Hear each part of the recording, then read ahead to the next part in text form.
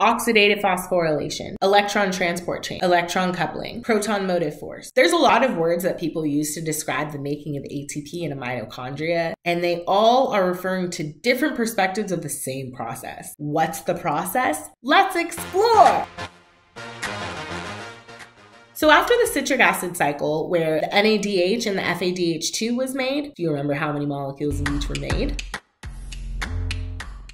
Those molecules are already in the mitochondrial matrix, so they don't have to travel anywhere. They're ready to go to start their action in the electron transport chain. The entire purpose of the NADH and the FADH2 molecules is to be able to donate their electrons to enter the electron transport chain, as well as donate that hydrogen to contribute to the proton gradient. The electron transport chain is a series of proteins within the inner membrane of the mitochondria that allows for the electrons to move. The electrons do not cross the membrane, they stay within the proteins of the electron transport chain. Those proteins are also responsible for moving hydrogen against its concentration gradient into the intermembrane space of the mitochondria. Because these hydrogens are being pumped against their concentration gradient, this is an active transport process. It's going to build up a lot of potential energy because those hydrogen molecules, they're not going to feel very comfortable being all together in one spot. They're going to want to go down their concentration gradient and create equilibrium again. Once all those hydrogens have moved across the membrane and really built up that concentration gradient, there's one specific protein that allows the hydrogens to move down their concentration gradient. That protein is called ATP synthase.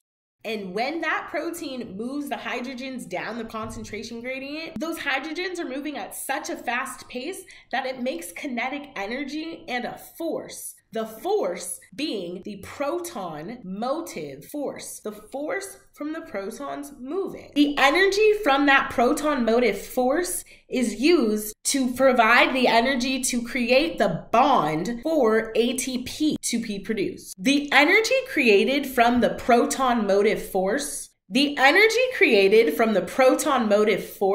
is transferred to the bond between the phosphate group to the ADP that makes ATP. For every NADH molecule that you had, about 2.5 ATPs are going to be produced. For every FADH2 molecule you'll have, about 1.5 ATP are going to be produced. So if you have one molecule of glucose, you can create about 28 molecules of ATP in the electron transport chain. I mentioned earlier that oxygen is necessary for this to occur. Oxygen is the final electron acceptor. So oxygen is going to bind with those electrons from the transport chain and the hydrogens from that proton motive force, and that hydrogen and oxygen is going to make water as a byproduct.